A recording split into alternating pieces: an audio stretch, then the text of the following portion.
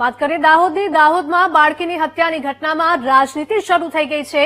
કોંગ્રેસે આરોપી આચાર્યને ભાજપનો માણસ ગણાવ્યો છે। બાળકીના હત્યારા ગોવિંદ નટના ફોટો કોંગ્રેસે જાહેર કર્યા છે। આરોપી ભાજપની ભગીની સંસ્થા સાથે જોડાયેલા હોવાનો પણ આક્ષેપ લગાવ્યો છે। પીએચવીની કાર્યશાળામાં ભાગ લીધો હોય તેવા ફોટોસ જાહેર કર્યા છે। શિક્ષણ જગતને હચમચાવતો દાહોદનો કિસ્સો સામે આવ્યો। મનીષ દોશીએ નિવેદન આપ્યું। બોટાદમાં પણ માસૂમ દીકરી સાથેનો કિસ્સો શરમજનક ગણાવ્યો હતો। શૈક્ષણિક સંસ્થાઓમાં દીકરીઓ સલામત નથી। દાહોદની ઘટના વાલીઓ માટે ચિંતાનો વિષય છે। દાહોદ ઘટનાના આચાર્ય ભાજપની ભગીની સંસ્થા સાથે સંકળાયેલા છે। આવી પ્રવૃત્તિ કરનાર સામે કડક કાર્યવાહી કરવામાં આવે।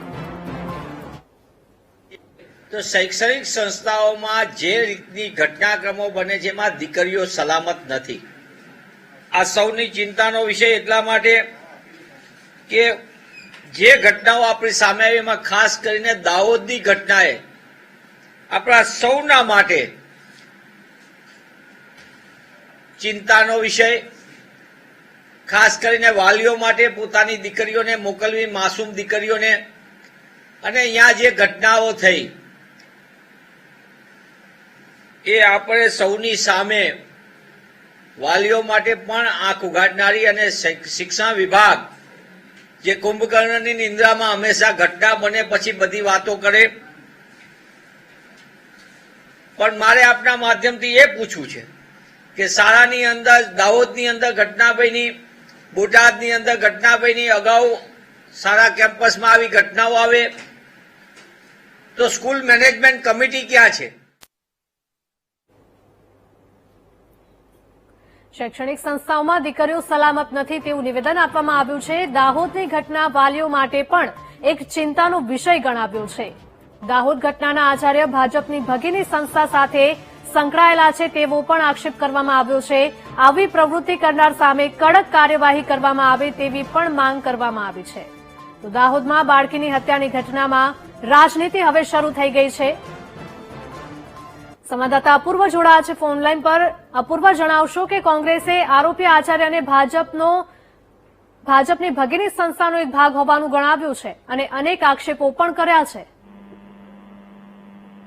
જી, ચોક્કસની વાત કરીએ તો અનુસાર ઘટના જે છે તે દાહોદમાં બની હતી, કારણ કે જે દાહોદમાં શાળામાં અભ્યાસ કરતી બાળકીની આચાર્ય દ્વારા છેડતી કરવામાં આવી, અને છેડતી દરમિયાન બાળકીએ બૂમાબૂમ કરતા તેની હત્યા કરવામાં આવી હતી। અને હવે ગંભીર આરોપ જે છે અને દાવો જે છે તે કોંગ્રેસ દ્વારા લગાવવામાં આવ્યો છે કે જે આચાર્ય જે બાળકીની હત્યા કરી હતી તે આચાર્ય ભાજપની ભગીની સંસ્થા સાથે જોડાયેલો છે। તેના કેટલાક ફોટા પણ જાહેર કરવામાં આવ્યા છે। કોંગ્રેસ દ્વારા કેટલાક ફોટા પણ જારી કરવામાં આવ્યા છે, જેમાં આરોપી ગોવિંદ નટ જે છે તે ભાજપની ભગીની સંસ્થા સાથે છેલ્લા ઘણા વર્ષોથી જોડાયેલો છે તેવો આરોપ કોંગ્રેસ દ્વારા લગાવવામાં આવ્યો છે। તો ચોક્કસથી કહી શકાય કે હત્યાની ઘટના બાદ હવે રાજનીતિ ગરમાઈ છે અને તેને લઈને જ કોંગ્રેસે અનેક આરોપો કર્યા છે। કોંગ્રેસની ભગીની સંસ્થા સાથે જોડાયેલા કેટલાક કાર્યકર્તાઓ સાથેના પણ ફોટા જે છે તે કોંગ્રેસ દ્વારા જાહેર કરવામાં તે લોકો આરોપી હાજર રહ્યા હોય તેવા ફોટા પણ જે છે કોંગ્રેસ દ્વારા। જી અપૂર્વ, આભાર।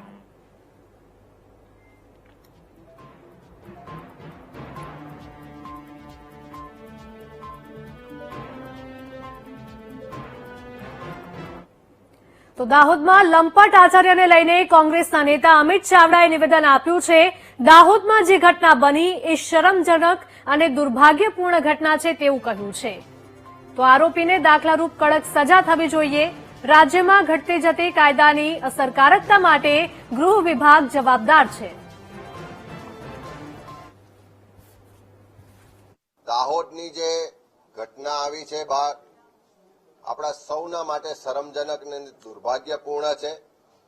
એક બાળકી પર અમાનુષ રીતે અત્યાચાર થાય, બળાત્કાર થાય, એની હત્યા કરવામાં આવે અને જે હીન કૃત્ય થયું છે, હું માનું છું કે આરોપીને કડકમાં કડક સજા થવી જોઈએ અને દાખલારૂપ સજા થવી જોઈએ।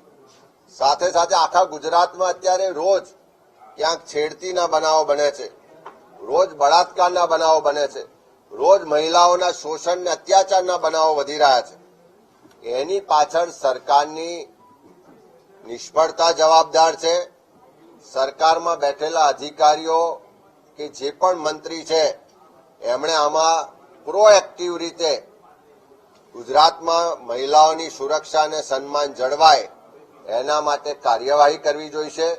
અને હું માનું છું કે આવા જે બનાવો દિવસે દિવસે વધી રહ્યા છે એના માટે એકમાત્ર જો કોઈ જવાબદાર હોય તો રાજ્ય સરકારના ગૃહ વિભાગની જે નિષ્કાળજી છે, બિનઅસરકારકતા છે, એનો જે દાબ હતો, ભય હતો, એ આજે નથી રહ્યો. એ સૌથી મોટો જવાબ.